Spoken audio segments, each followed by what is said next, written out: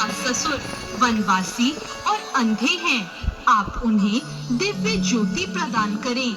यमराज ने कहा, ठीक है, ऐसा ही होगा। जाओ, अब यहाँ से लौट जाओ। लेकिन सावित्री अपने पति सत्यवान के पीछे पीछे चलती रही। यमराज ने कहा, देवी, तुम वापस जाओ। सावित्री ने कहा, भगवान, मुझे अपने पति देव के पीछे पीछे चलने में कोई परेशानी नहीं है। पति के पीछे चलना मेरा कर्तव्य है। सावित्री की ये बात सुनकर यमराज ने उन्हें एक और वर मांगने को कहा।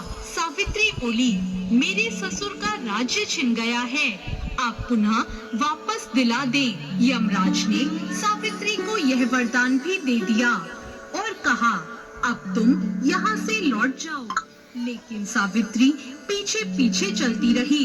सावित्री को चलता देख यमराज ने सावित्री को तीसरा वरदान मांगने को कहा। इस पर सावित्री ने 100 संतान और सौभाग्य का वर मांग लिया।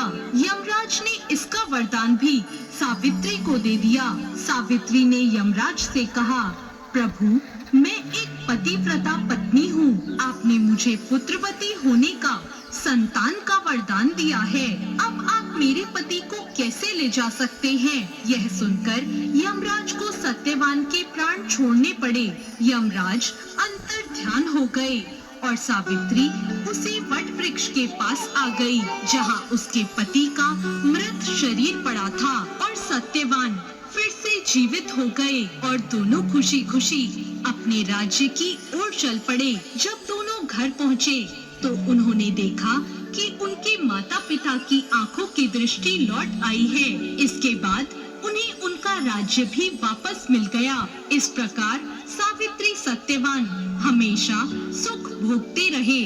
तो ये थी वट सावित्री व्रत कथा। इस व्रत कथा को सुनने से और व्रत करने से वैवाहिक जीवन या जीवन साथी की आयु पर आया किसी प्रकार का कोई भी संकट टल जाता है। आपको ये कथा कैसी लगी?